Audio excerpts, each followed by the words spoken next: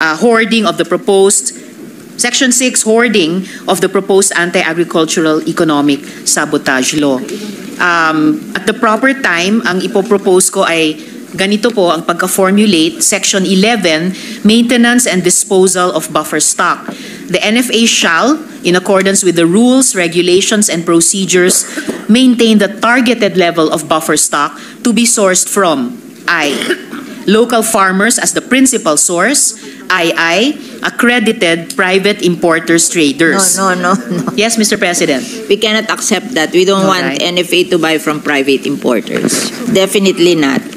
We have bad experience with NFA. We don't want them to make a loophole na they will be able to do things that is not according to their mandate. Their only mandate is to buy from the local farmers for their buffer stock. They cannot buy from anywhere. Because they're very disappointed with NFA. I did not, because there are 4,000 employees of NFA. I don't want them to say that they lost their jobs because of me. So I did not remove them, but I limited their power to buying from the local farmers. They should only help the local farmers. They should not help anybody else. It's the local farmers who need help. And what they did, because we're limiting their work, after the passage of the bill, they offered a good early retirement benefit to the employees of the NFA, and 50% of the NFA employees retired.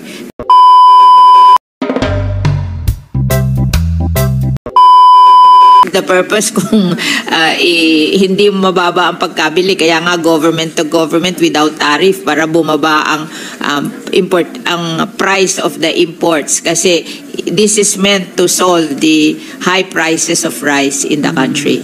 I appreciate that, Mr. President. Naghahanap lang ako ng mechanism na kasabay ng negotiated na G2G importation, may kahit papaanong measure ng transparency and public information. Sabi nga ng good sponsor, ipapublish ito. Saan po at paano ito ipapublish? Para maybe you can make ito? an amendment that we should publish Salamat. the importation, emergency importation magkano, so that the people will know. Salamat, Mr. President.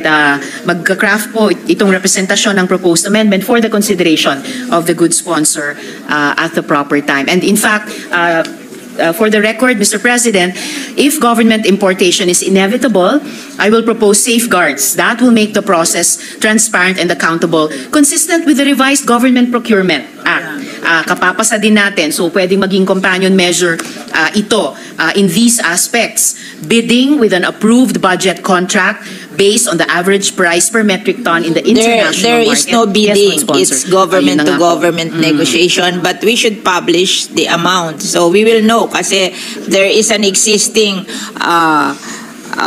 importation of rice by the private sector, and it should not be higher than that. Yes. Sige It po. should be always lower, kasi walang tariff to at government to government to. So at least, Mr. President, may indication na ako sa good sponsor kung ano yung mga amendment na posibleng hindi nila tanggapin. Pero I will just make of record yung sanang ipopropose ko.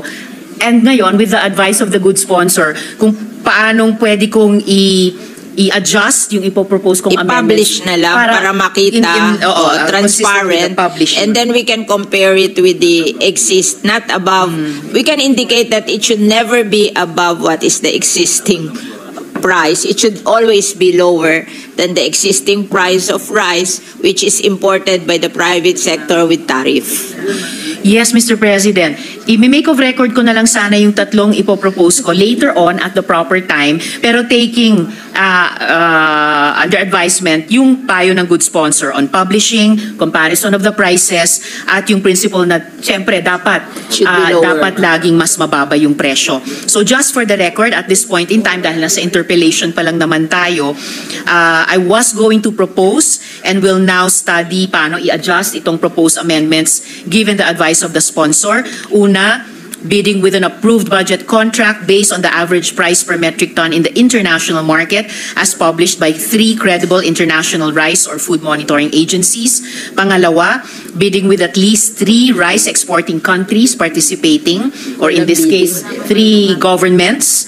And last but not the least, same-day or real-time bidding with bid offers, rejection, request for second or third offer and approval done in the same day. So ito po yung tatlong original sanang ipopropose ko at the proper time, pero ititignan ko paano ma-adjust given yung There advice will be no bidding, but it should be lower Should be lower than that. any transaction being done by the private sector with tariff. Okay, well taken, Mr. President. So the details will be spelled out in the adjusted proposed amendments that I will submit to the good sponsor. Pangatlong tanong ko po, Mr. President, hindi, dito pa rin sa pangalawang tanong. Tungkol pa rin po, good sponsor, sa rice importation. Yes, Mr. President. Senator Ontiveros. Yes, Mr. President. May we know from the good sponsor if the definition of emergency would really be spelled out in the measure, or I think it will be will. left for the implementers to decide? Di ba, there is a process. There is a process by which they will determine the emergency. So it's There is a price monitoring council, di ba? That will determine if there is really an increase in price and there is an emergency. So it will be recommendatory, but at the same time it will be decided by the Secretary of the Department of Agriculture, and if the President will not agree, the President has the right to veto. so meaning to say it will be spelled out in the IRR. Yes. No IRR. It's in the IRR. law. In the law. Thank you, Mr. We don't President. want the IRR anymore because we're allergic to IRR because our laws that we pass with the IRR, we don't have any result. So we just make our law very specific para wala ng IRR. I totally agree, Mr. President. Thank you, good sponsor, and the minority leader.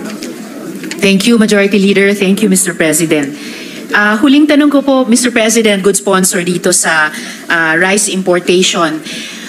For replenishing the buffer stock, bakit hindi in-adopt ng bill yung Section 8 ng House Consolidated Bill na in extraordinary circumstances or when local supply is unavailable or insufficient, or maaaring sabihin natin itong pinag-uusapan nating emergency situation, bakit hindi na NFA or the entity in the DA ay may option na mag-purchase ng hanggang sa maximum na 30% ng bigas na ipinasok ng accredited importer at the cost, insurance, and freight landed price declared with customs, Mr. President. The NFA has no power to buy from imported rice. Or the entity The in the NFA DA, Mr. has President. only the power to buy from local rice farmers. We are here to help the local rice farmers. We are not here to help the importers. Agree, Mr. President, good sponsor. Kung tanggalin natin yung NFA sa equation, kasi itinanong ko, or the entity in the DA, bakit hindi kaya yung entity na i-identify ng DA Secretary ang may ganong option to purchase up to a maximum of 30% of the rice brought in by an accredited importer at the cost, insurance, and freight landed price declared with customs, Mr. President? Because we believe that if the government will buy G2G with less tariff, mas mura yun kesa bumili sa importer. So we are not buying from the importer. We are importing directly. Alright. So para walang conflict of interest na naman yan sa mga importer.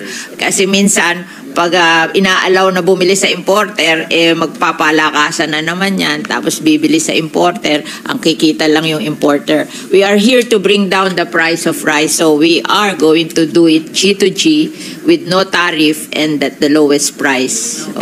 Salamat, Mr. President. So, sinasabi natin G2G, ang lahat ng ganitong mga importation. Emergency lang to eh. Emergency, Hindi naman when a state of emergency is, when there's a declaration of emergency regarding rice, and this importation is as a last resort. So, babantayan na lang natin na kahit dun sa mga G2G, walang conflict of interest na binabantayan natin sa private. That's why you have to make the amendment na Yes, thank you, good sponsor. Okay. Gagawin ko po. Dako na po sa pangatlong tanong ko tungkol sa powers of the President. Yun naman po papasok sa new section 9 natin pag naipasa na po ito. Currently po section 3. Okay. At the proper time, Mr. President, pwede po ba akong mag-propose ng additional clause to be added after when Congress is not in session? So para lang hingin yung opinion ng good sponsor tungkol dito until we arrive at the period of amendments. So it would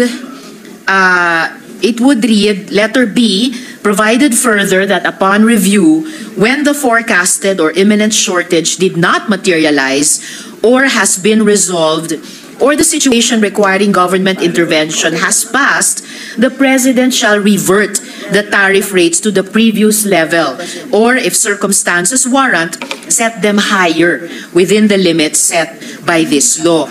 At the proper time, magiging bukas ba ang sponsor i-consider ito, Mr. President? Hindi naman to, walang tariff to. Walang tariff to eh.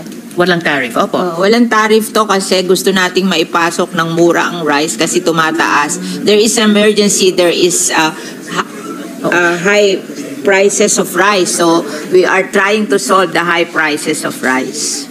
Yes, actually, good, Mr. President, good sponsor, sa private po ito na ipopropose kong amendment at the proper time. Iko-consider po kaya or magiging bukas po ba yung good sponsor dito? Hindi ating hindi provision ng ating law yan. Maybe it's the provision of the House of Representatives, diba? Or EO 62. That's not the provision of our law that we're going to pass. I'll return to this later, Mr. President, good sponsor, pagkatapos na lang ng huling tanong ko na itatanong ko sa sponsor ngayon. Tungkol naman sa Section 4 ng bill na magiging Section 11 kapag naipasa na natin. Tungkol sa maintenance and disposal of rice buffer stock.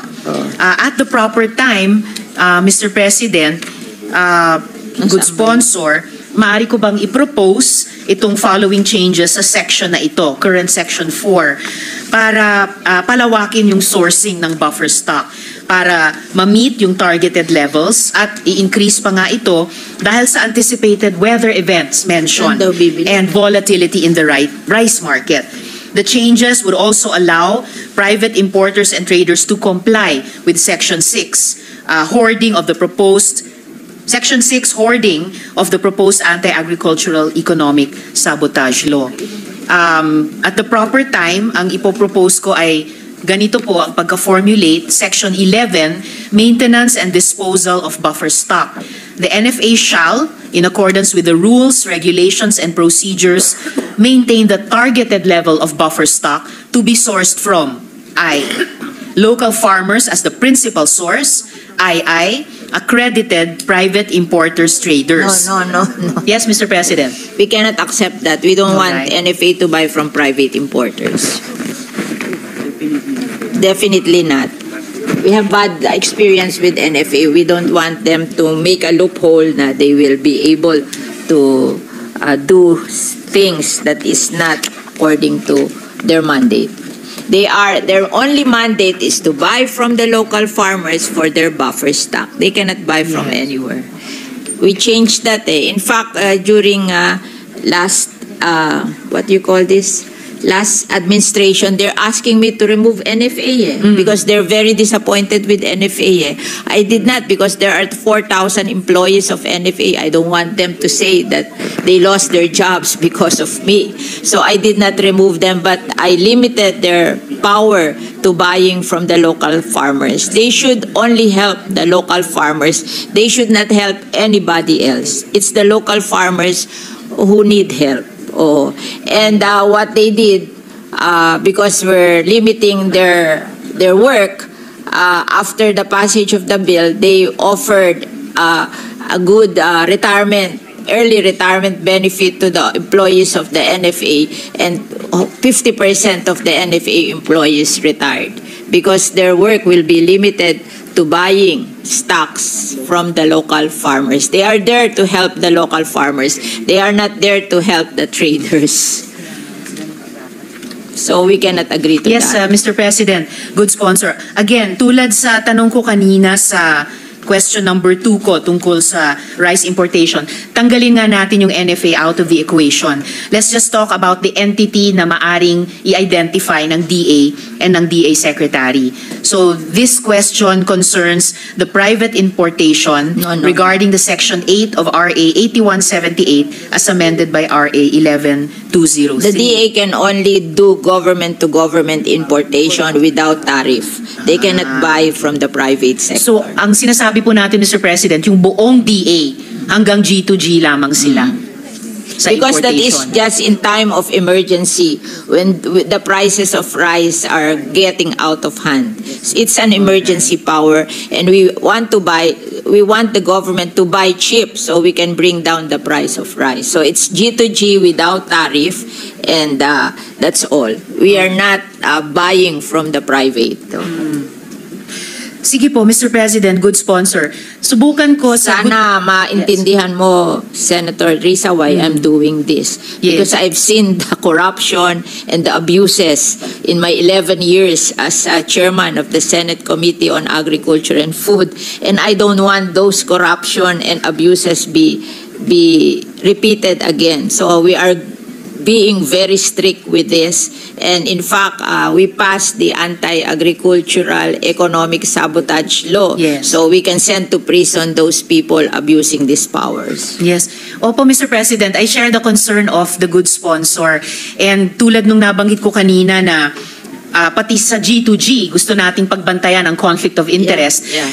Same as ang efforts natin dito sa mga nasa private na hindi sumusunod sa batas. Bahala So, sa kanila yung anti-agricultural economic sabotage law. Mabigat yun eh. And Yes. it's with the President already, and I hope the President will sign it because it took so long. And in that law, we didn't need an IRR. We said specific in the law, no IRR. The law is the IRR. Because we were disappointed with the first law that we passed against anti-agricultural smuggling. Nobody was prosecuted in that law because we asked the DA to do the IRR, and they assigned the implementation of the law to the Bureau of Customs, which is parang conflict of interest. Because yung Bureau of Customs ang binabantayan natin, tapos sila ang nag-implement ng law. So walang nahuli. 7 taon, walang nahuli. Naalala ko po yun, Mr. President, dun sa mga pagdinig na shinare ng good sponsor. And this representation shares the hope of the good sponsor na mas maaga kaysa sa mas huli, mapirmahan na nga po at maging batas yung ating anti-agricultural economic sabotage law. So, Mr. President, good sponsor, itest ng representasyong ito sa good sponsor, itong huling 2 paragraphs na at the proper time, ipopropose ko sana bilang amendments at tignan kung hanggang saan kayang maging bukas nung good sponsor. Dahil ako naman, tulad sa naunang tanong, ay handang mag-adjust ng mga proposed amendments given yung guidance ng good sponsor. So dito pa rin sa huling tanong ko tungkol sa maintenance and disposal of rice buffer stock, yung next paragraph ko ay magsisimulang 10% of the volume of rice brought into the country by accredited private importers shall be deemed as buffer stock and stored in warehouses registered with the BPI. So I can see the good sponsor starting to shake her head, Mr. President. Sige po, gusto ko lang i-test dito sa period of interpellation para ma-adjust or ma-abandon in the period of amendments. Yes, Mr. President. Basta yung private, free enterprise yan. They import, they sell. Basta wala tayong pakialam dyan. Alright. Sila matatalino yan, mayayaman yan, alam niya ng ginagawa niyan. You know, in the business sector, we don't have to help the private. Marami yung pera, mga nag-aral yan, alam niya ang industry. Kung magkamali sila, sila may kasalanan. What we are protecting are the small farmers because hindi naman sila magaling sa business. We are just trying. That's why in the rice tariff, in the Rice Competitiveness Enhancement Fund, we gave a lot of money to the farm school to test that, to film it, to teach them how to be small businessman na mapapataas ang kita nila. Yung mga private sector, kung magkamali sila, that's their fault. That's not, we're not here to protect them. They know what they're doing. We're here to protect the small farmers kasi sila yung kulang ang kaalaman para kumita ng malaki. Yun ang tinutulungan natin dito.